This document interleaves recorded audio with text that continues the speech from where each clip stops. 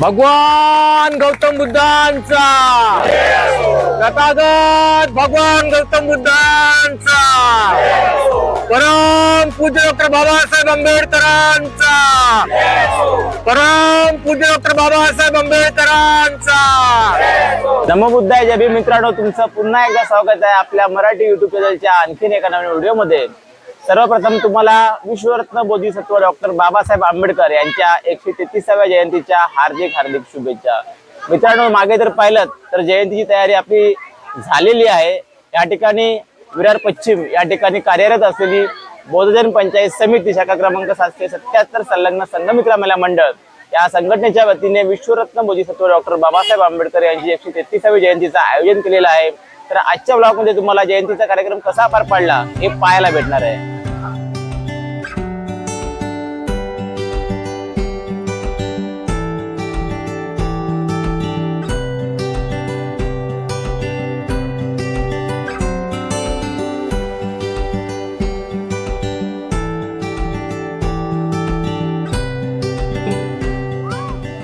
ज्यांची उपस्थिती वाढवते आजच्या कार्यक्रमाची शान, ज्यांची उपस्थिती वाढवते आजच्या कार्यक्रमाची शान, स्वीकारून आमची विनंती आपण भूषवावे अध्यक्षस्थान.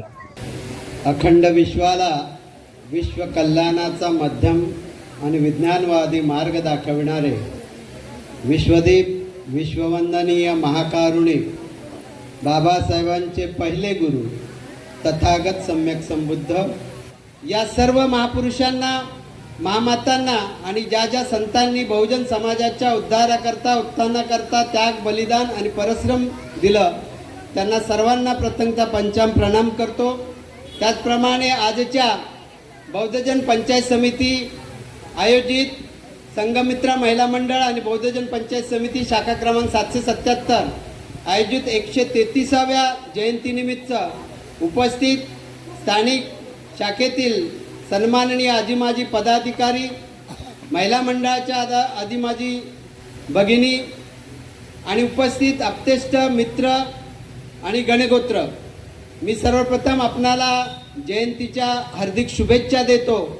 आज या कार्यक्रमाच्या सभेला सुरुवात होणार आहे. तद्वतच या कार्यक्रमाचा अध्यक्ष म्हणून माझी जी निवड केलेली आहे ते अध्यक्षपद मी भूषवून पुढील कामकाजात आपले सन्माननीय सेक्रेटरी आदरणीय हेमंतजी सावंत हे सुरुवात करतील अशी मी त्यांना विनंती करतो.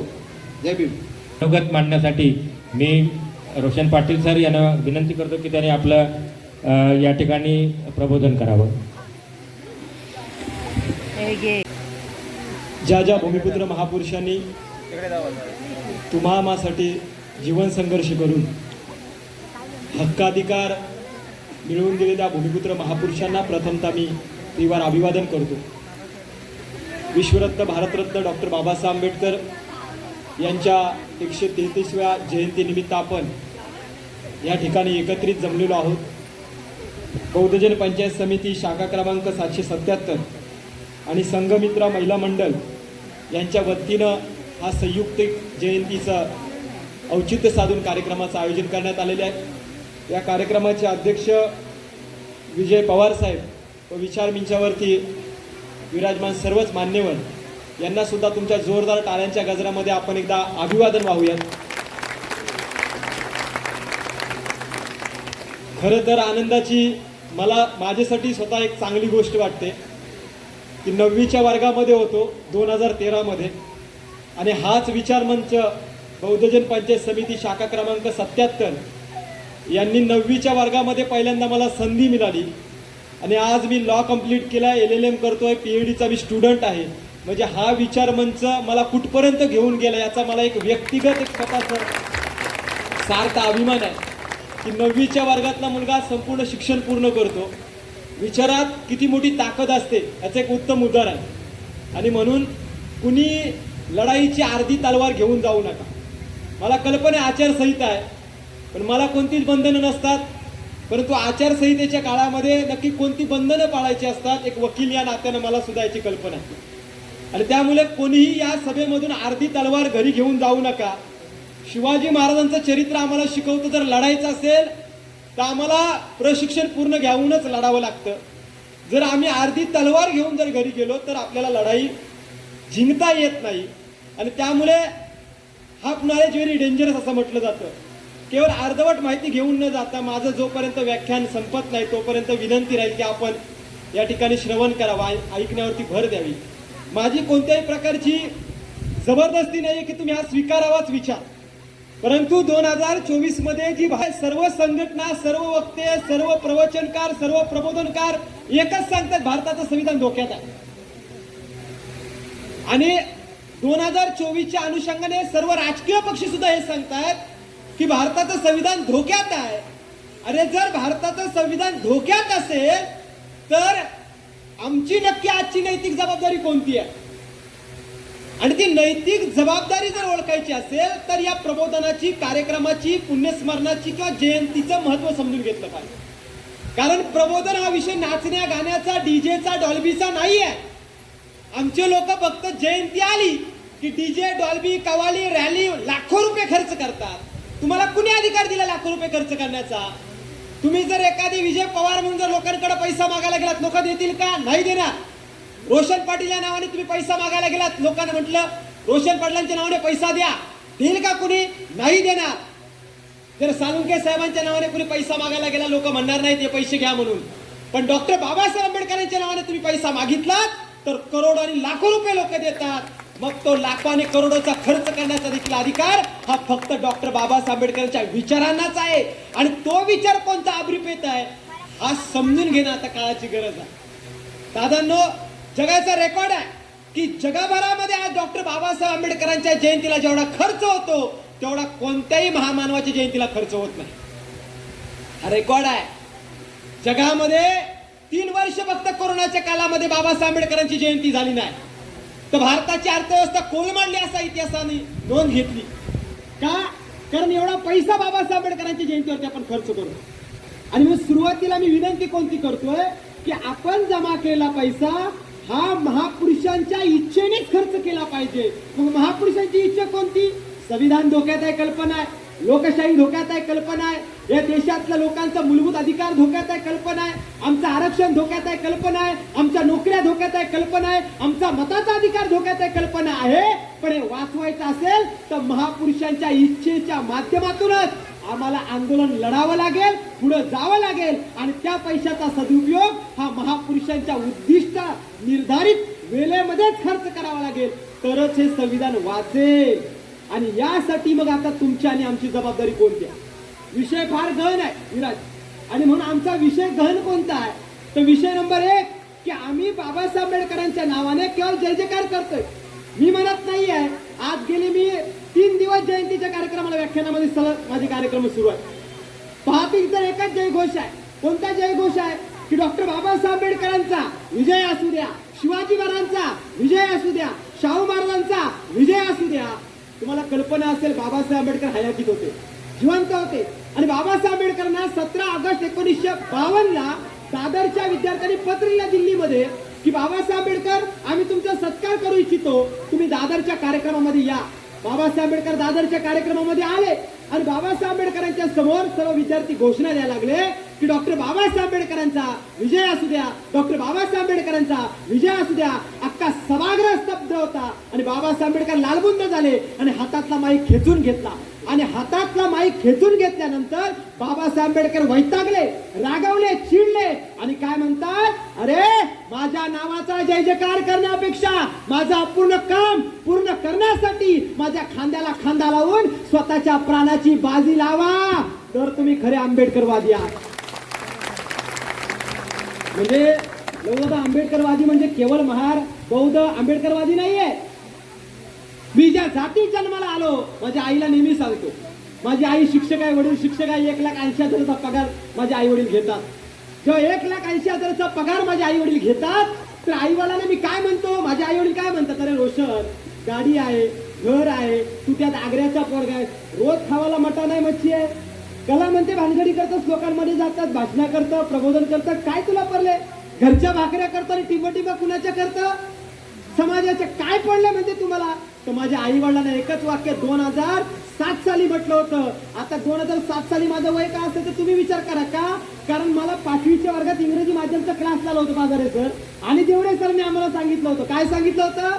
तर तेच वाक्य मी माझ्या आई वडिलांना सांगितलं की मम्मी मला तू तर फक्त जन्म दिलास. काय म्हटलं? की आई तू तर मला फक्त जन्म दिलास, जगण्याचा अधिकार देणारे डॉक्टर बाबासाहेब आंबेडकर आहेत. त्याचा पराकष्टाची मेहनतीच्या उपकार फेडण्याची मला संधी मिळालेली आहे. ही साधारण संधी नाहीये. आता तुम्ही चैत्यभूमीला गेलात 6 डिसेंबरला, आपण लोक टाय लावतो, कोट लावतो, आणि आमच्या प्राध्यापकाला लोक प्रश्न विचारतात. काय प्रश्न विचारतात? बाबासाहेब आंबेडकर हयातीत असताना फार चांगलं काम केलं, आता तुम्हाला त्याच्याबद्दल काय वाटतं? तर आमचे प्राध्यापक काय म्हणतात? नाही, अजून 10 वर्ष बाबासाहेब असायला पाहिजे होते. आणि मग तू? बाबासाहेब असायला पाहिजे होते, पण माझी भूमिका बाबासाहेबांच्या कार्याला, निर्धारित उद्दिष्टाला पूर्ण करण्यासाठी लावेल, याच्याबद्दल काहीच म्हणत नाही मॅडम. एखाद्या महिलेला विचारलं रमाई अजून असत्या तर ते काय म्हणतात? नाही, पाहिजेच होत्या, त्यांची फार गरज आहे. का त्याग समर्पण करायला आम्ही मोकल्या थोडी आहोत? आम्ही सासूला जिवंत घालून टाकतो, रमाईची काय किंमत करू? अरे रमाई, सावित्रीबाई फुले यांचा फक्त जय जयकार करू नका. बाबासाहेब आंबेडकर हे विषय केवळ जय जयकाराचे नाही राहिलेत, तुम्ही जय जयकार केलेत. मग आता इथून पुढे आम्हाला काय करावं लागेल? तर डॉक्टर बाबासाहेब आंबेडकरांनी कोणत्या उद्दिष्टाला डोळ्यासमोर ठेवून काम केलंय? केवळ बाबासाहेब आंबेडकरांच्या नावाचा जय जयकार करू नका. जय जयकार केलं, आणि म्हणून आज ही परिस्थिती आमची निर्माण झाली. जर आम्हाला स्वातंत्र्याच्या 76 वर्षामध्ये म्हणावं लागतंय की भारताचं संविधान धोक्यात आहे, कोण जबाबदार आहे याला? जबाबदार कोण आहे? तर जबाबदार नागरिक म्हणून आता आम्हाला स्वतःची जबाबदारी पाळावी लागेल. आजचा विषय फार गहन आहे की बाबासाहेब आंबेडकरांवरती मी भाष्य करतोय, मला नैतिक अधिकार आहे का बोलण्याचा? तुम्हाला नैतिक अधिकार आहे का ऐकण्याचा? कारण बाबासाहेब आंबेडकरांची जयंती का करायची असते? कारण बाबासाहेब आंबेडकर यासाठी जयंती करा सांगत नाहीत की माझ्या नावाचा जय जयकार करा, तर यासाठी जयंती करा की बाबासाहेब आंबेडकरांनी जो उद्दिष्ट डोळ्यासमोर निर्धारित केला होता तो पूर्ण आहे की अपूर्ण आहे. बाबासाहेब आंबेडकरांना कुणी मदत केली आणि कुणी विरोध केला? बाबासाहेब आंबेडकरांचं आंदोलन कुणी संपवलं आणि कोण संपवत आहेत? बाबासाहेब आंबेडकरांच्या विचारधारेमध्ये कोण मिश्रण करत आहे, कोण घोलमेल करत आहे, कोण त्याच्यामध्ये मिलावट करत आहे, हे ओळखण्याचं एकमेव साधन म्हणजे जयंतीचा कार्यक्रम झाला पाहिजे. बाबासाहेब आंबेडकर केवळ दलितांचे कैवारी नाही आहेत. बाबासाहेब आंबेडकर केवळ एका जातीचे, पंथाचे, कुलाचे, धर्माचे, एका देशाचे, एका राष्ट्राचे, एका राज्याचे, एका जिल्ह्याचे, एका तहसीलदाराचे कैवारी नाही आहेत. तर जग म्हणतं only and only one in the brilliant student in the world, doctor Bhimrao Ramji Ambedkar. जग स्वीकारतं. Makers of universe. जगामध्ये आतापर्यंत त्यांनी 4 तत्व बहाल केली जगाला म्हणतोय.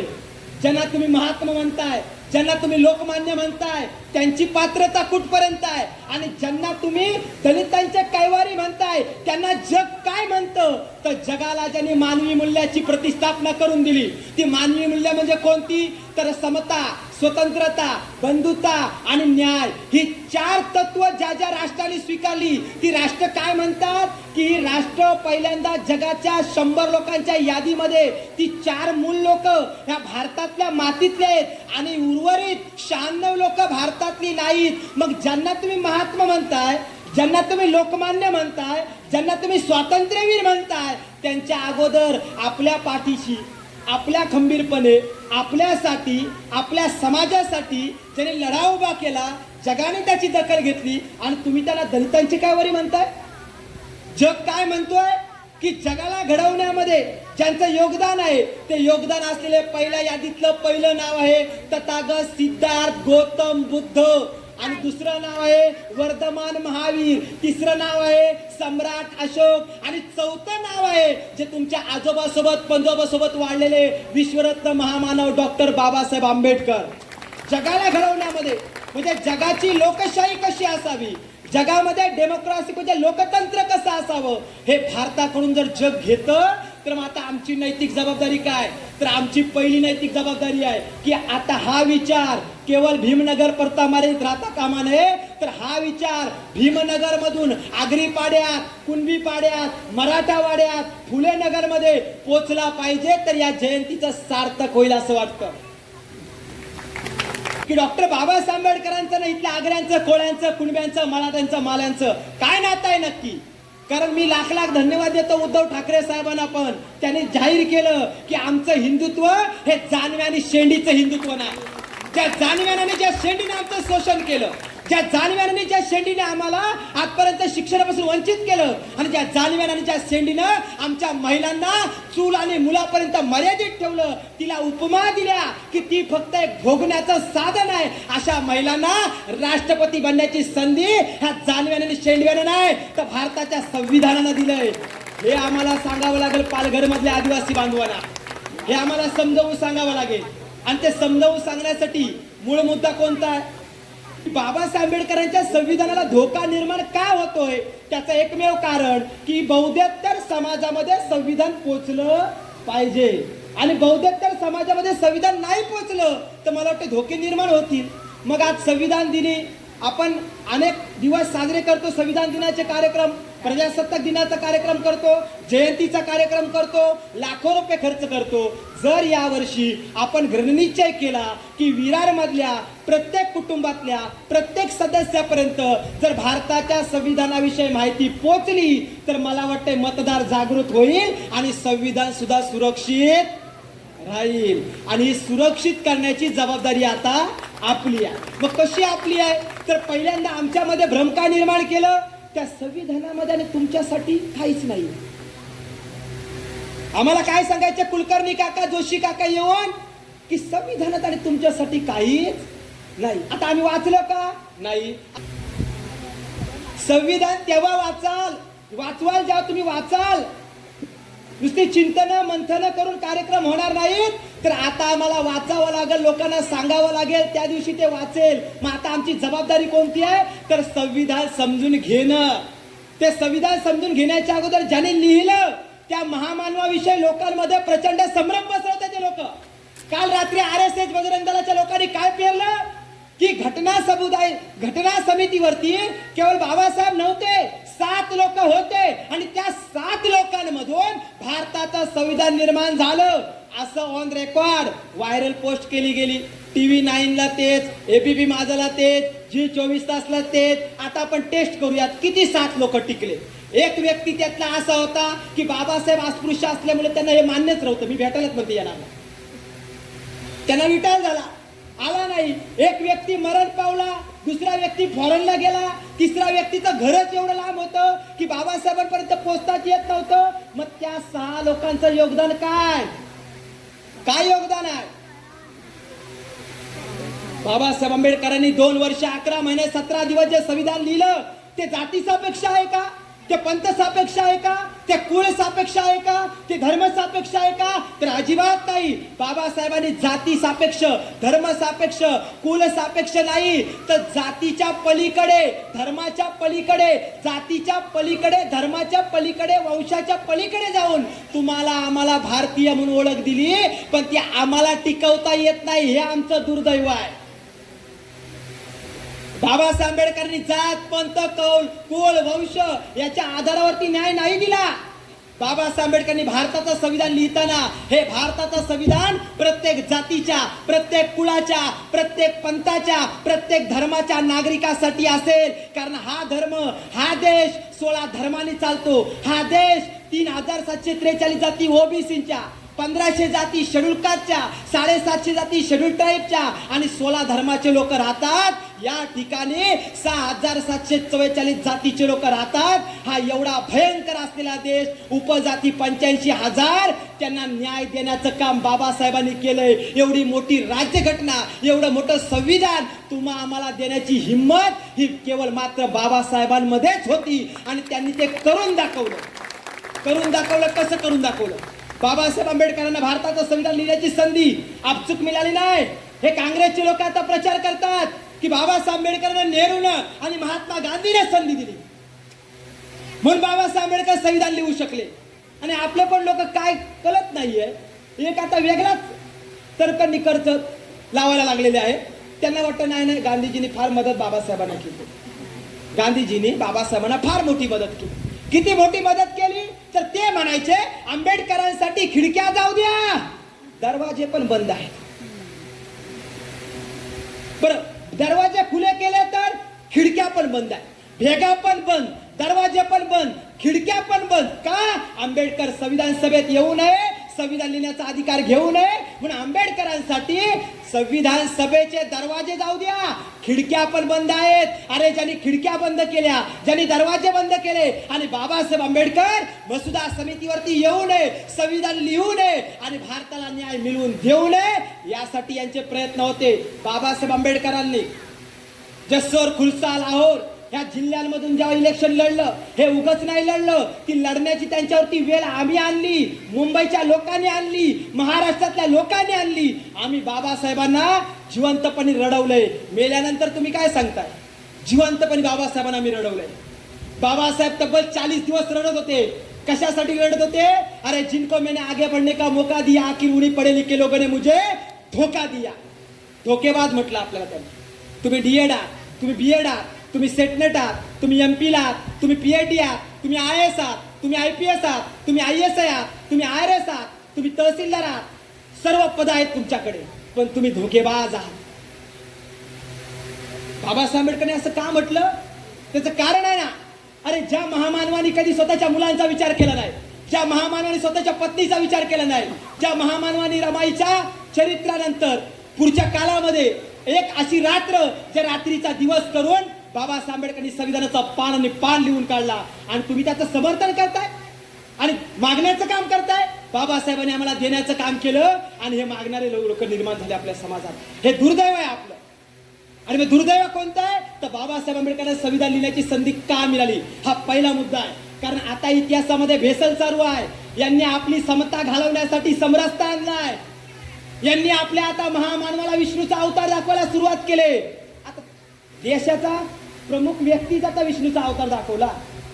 या वर्षी तर त्यांना 22 जानेवारी दिवाळीची वाटते, पण त्याच 22 जानेवारीने ह्याला माहिती नाही आमच्या पुष्यमित्र शुंगासोबत बृहदत्ताची हत्या झाली. तर पुष्यमित्र शुंग कोण आहे यांना माहिती नाही ना. आणि आमचे लोक पण त्याच्यामध्ये गुलाल उधळाले. थोडा थोडा असू दे म्हणते, त्यांना वाईट वाटू नये. तुमची कत्तल केली ना, तुम्हाला मारलं ना, तुमचा संपवलं ना विचार. या देशामध्ये बौद्ध भिक्खूला चीरफाड करून संपवलं गेलं. हा देशाचा इतिहास आहे. तो मी सांगत नाही, हा हिंदू हृदय सम्राट बाळासाहेब ठाकरे यांचे वडील प्रबोधनकार ठाकरे उभा महाराष्ट्रात सांगतात. प्रसन्न वातावरणात प्रसन्न मन असावी लागतात. हो, शुद्ध बीजापोटी फळे रसाला गोमटी. तुकाराम महाराज काय म्हणतात? शुद्ध व्हावे बुद्धापासी, बैसून निवांत चित्त शुद्ध करी तया सुकांत पार नव्हे. हा विपश्यनेचा मार्ग त्या काळामध्ये तुकाराम महाराजांनी मान्य केला. तुमचं चित्त शुद्ध असलं पाहिजे. जाऊन या तीर्थात, तुवा काय केले चर्म प्रक्षापिले वरी वरी. अरे तुम्ही तीर्थाला गेलात, वरचा चर्म धुवून आलात, आतल्या अंतकरणाचं काय नाही मन निर्मळ काय करील वर साबर. तुकाराम महाराज म्हणतात तुमचं मन आणि चित्त काय सांगतं तुम्हाला.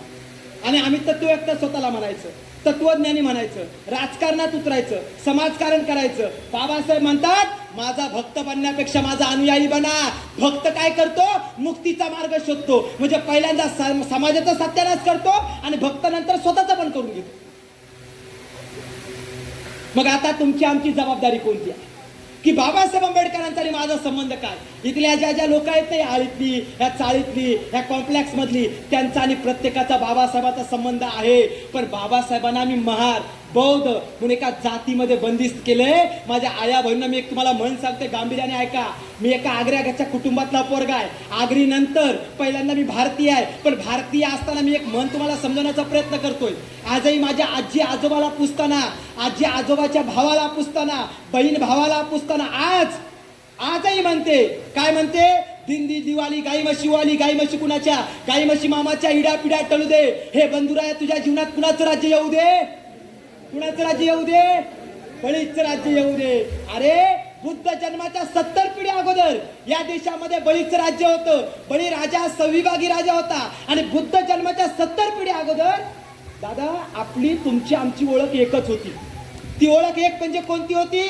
तर आमची आणि तुमची ओळख एकच होती. म्हणजे बाबासाहेबांचा आणि रोशन पाटीलचा जर संबंध कोणता असेल ना, तर तो संबंध आहे की बळीच्या काळात तुम्ही आम्ही कण बी. कण म्हणजे माती, बी म्हणजे बियाणं. मातीत बियाणं पेरून जे धान्याचं उत्पन्न घ्यायचे ते तुम्ही आम्ही कणबी होतो.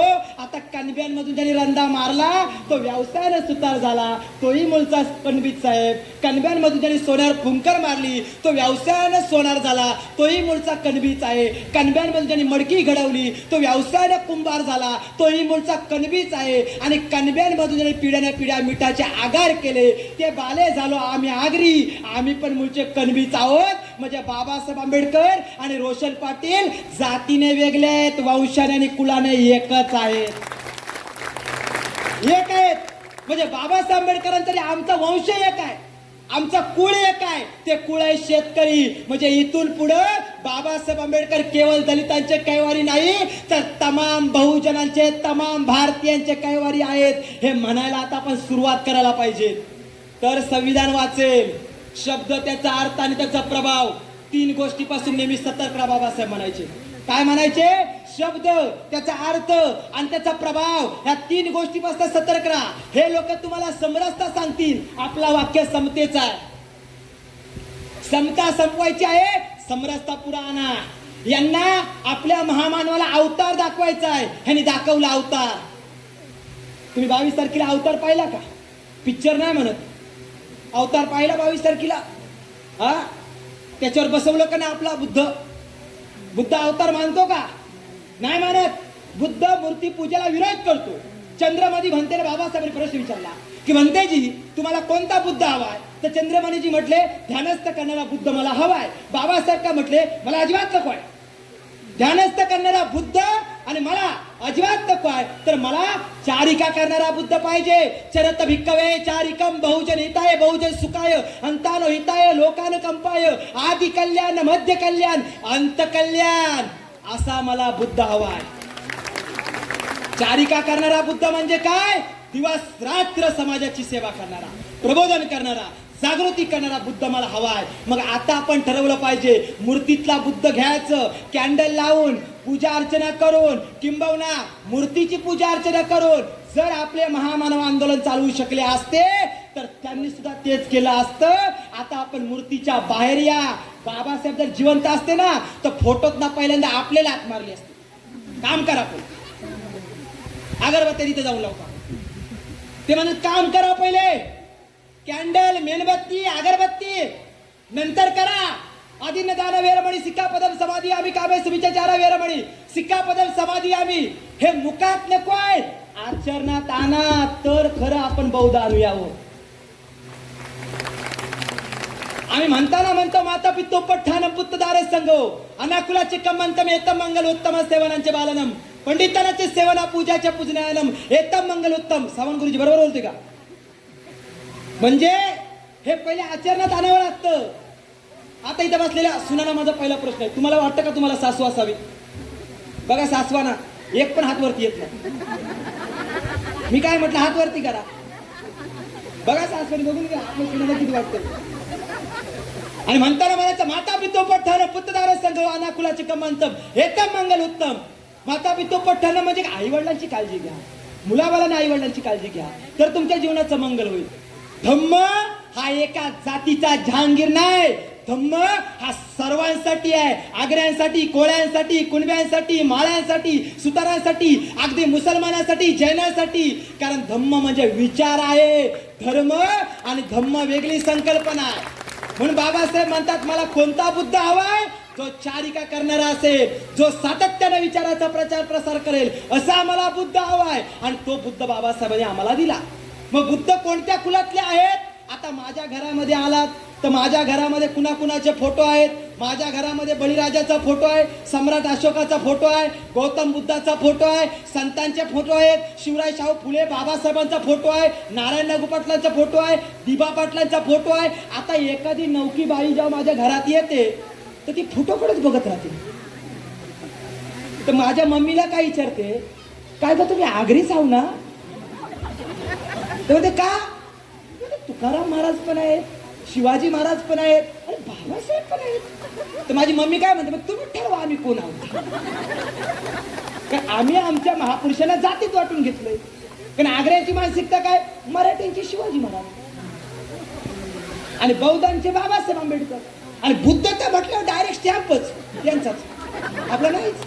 अरे पण बळीच्याच कुलात ज्याचा 70 पिढ्यानंतर जन्म झाला तो राजा शुद्धोधन हातामध्ये नांगर घेऊन आहे. आणि नांगर ज्याच्या घरात असतो तो शेतकरी असतो.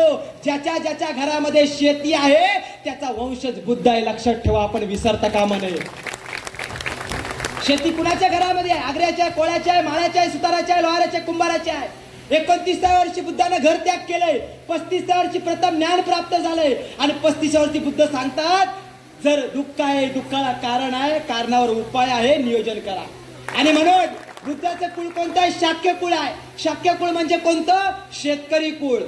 दुसरं कुळ कोणतं आहे? कोळीय कुळ आहे. म्हणजे गौतम बुद्धांची आई महामाया यांचं गण कोणतं आहे? कोळीय.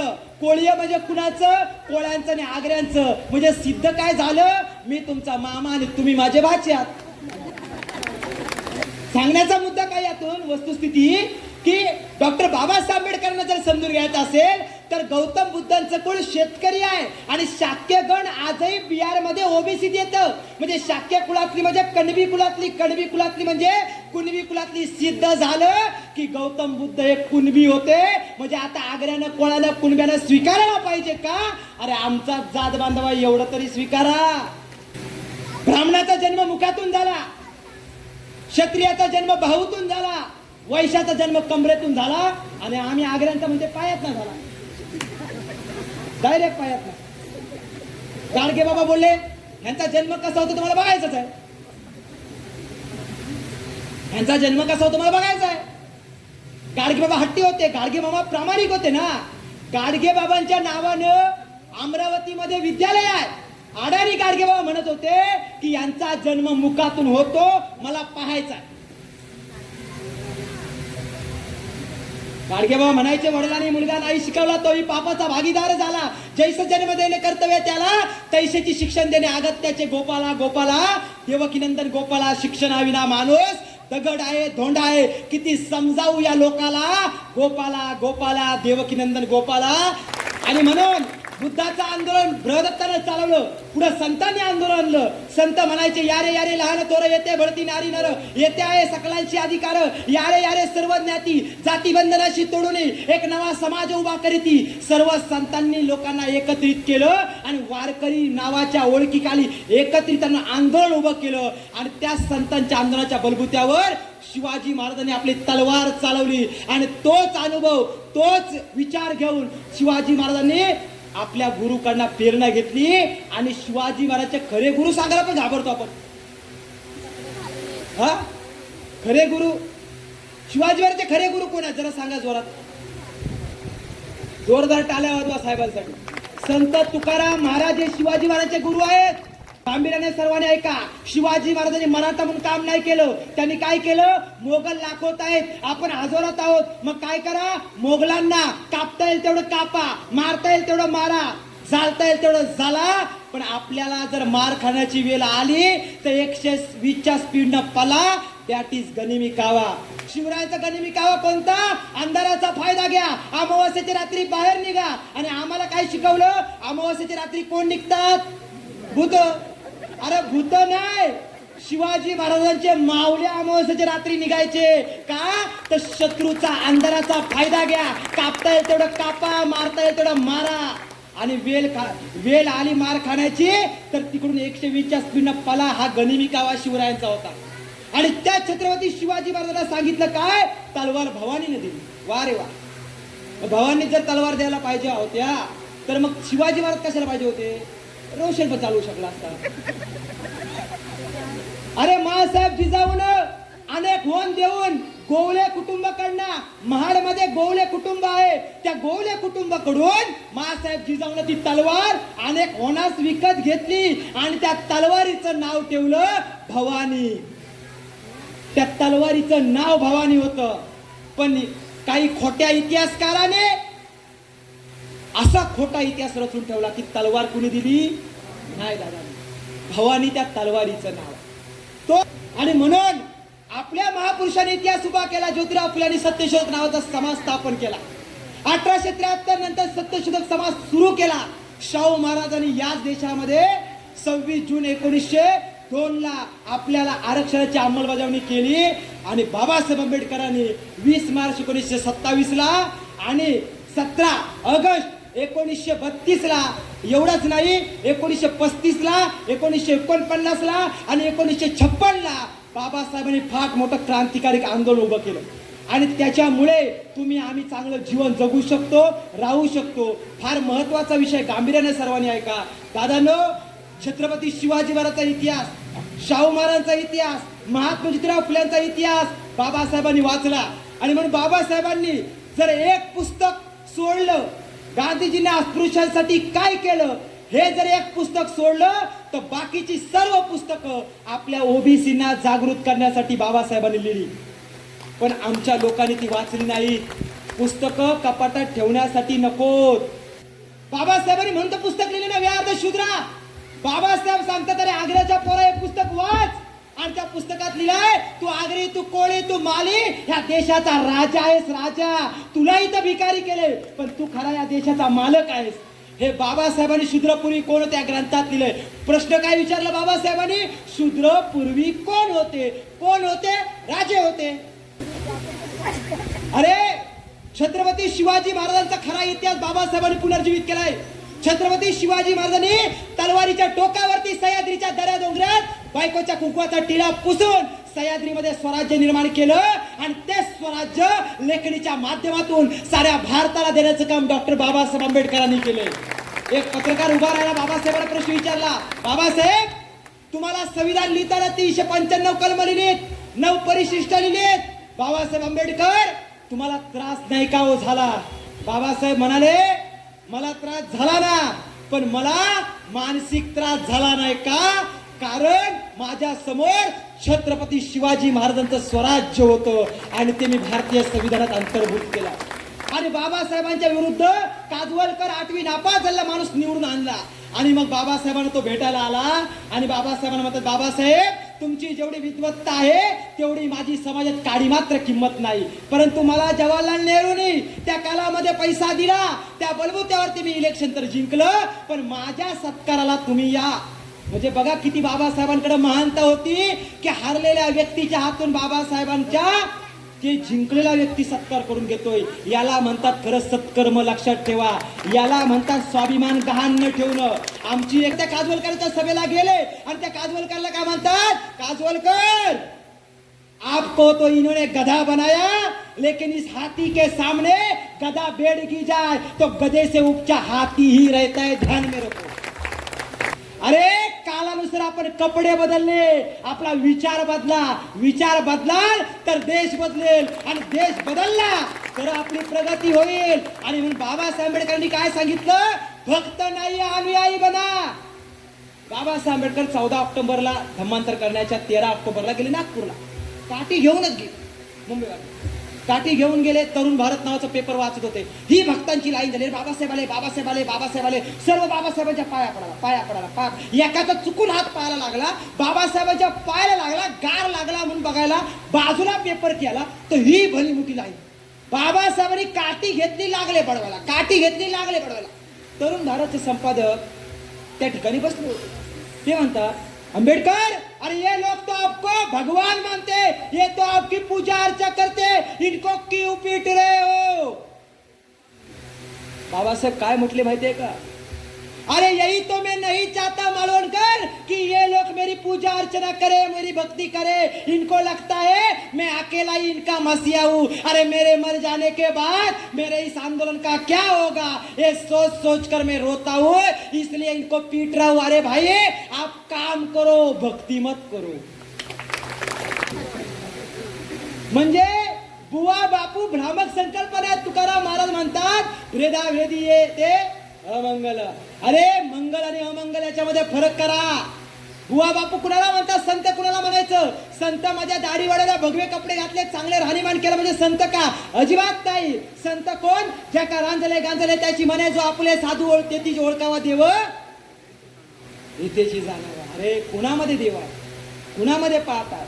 तुका म्हणे माय बापे अवघी देवाची तर स्वरूप आहे. अरे तुमचे खरे दैवत हे आई वडील आहेत.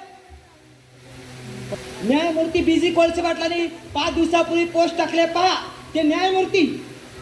जज न्यायमूर्ती बीजी कोलसे पाटील हे काय कुणासाठी नवीन नाव नाही. ते म्हणतात की RSAच्या संविधानात पहिल्यांदा SC आणि ST चं आरक्षण संपवा. गोलवलकर गुरुजींनी बंच ऑफ थॉट नावाचं पुस्तक लिहिलंय. त्या पुस्तकामध्ये स्पष्ट भूमिका आहे की मागासवर्गीयांचं आरक्षण संपवणं हा आपला मुख्य हेतू आहे. 1ली ते 8वीचं शिक्षण समूल नष्ट करणं हा आपला मुख्य हेतू आहे.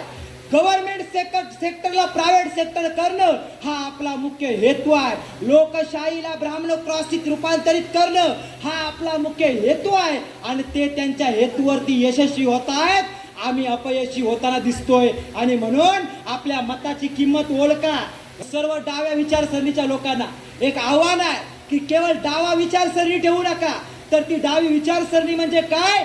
खऱ्याला खरं, खोट्याला खोटं, सत्याला सत्य, असत्याला असत्य. निर्भयपणे 2024ला सामोरी जा.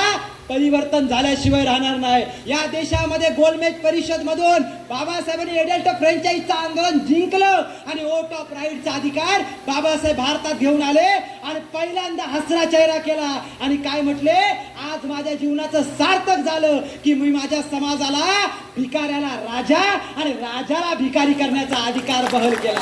पालघर जिल्हा जर देण कुणाची असेल ना तर ती डॉक्टर बाबासाहेब आंबेडकरांचे. लक्षात ठेवा. मला किती माहिती अतिरेक चालू आहे. पालघर जिल्ह्यात किती अतिरेक चालू आहे. बाबासाहेबांची देण आहे.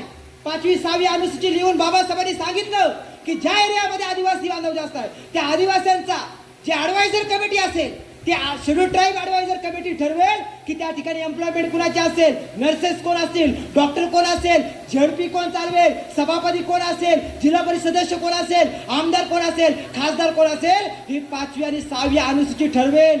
हा अधिकार पालघरला बाबासाहेब आंबेडकरांनी दिला. 2014 मध्ये मोदींनी नाही दिला. आमच्या लोकांनी विसरता कामा नये. आज वाडवर बंदर आणलंय त्यांनी आपल्या पालघरला संपवायला. DMIC आणला, दिल्ली मुंबई इंडियन कॉरिडॉर. हा दिल्ली मुंबई इंडियन कॉरिडॉर पार गोव्यापर्यंत आहे आणि तो आमच्या आदिवासी, आगरी, कोळी, कुणबी, बौद्ध बांधवांच्या कवडी मोलात जमिनी हस्तांतरित करत आहे. गायचुरांच्या जमिनी हस्तांतरित केल्या आहे. जर तुम्ही रत्नागिरीच्या असाल, सर्वे सर्टिफिकेट काढून ठेवा. तुमच्या गायचुरांच्या जमिनी 32 गच्या जमिनी असतील, खाजगी वने असतील, शासकीय गणे असतील, हे सर्व काढून ठेवा. कारण यांनी आता नियोजन केलंय की रत्नागिरी गोव्यापर्यंत DMICच्या अंतर्गत 700 किलोमीटरचा एरिया हस्तांतरित करायचा. मला विनंती आहे, जाती न्याय जनगणनेसाठी आम्ही रान पेटवलंय, शाळा वाचवण्यासाठी रान पेटवलंय. मी विनंती एकच करेन, जेव्हा जेव्हा आवश्यकता लाभेल तेव्हा तेव्हा तुम्ही या आंदोलनामध्ये सहभागी व्हा. तन मन धनाने सहकार्य करा. एवढंच सांगतो आणि आपण भविष्यामध्ये याच विचाराचे पायी कराव असा विश्वास निर्माण करून मला इथं बोलवलं. धन्यवाद.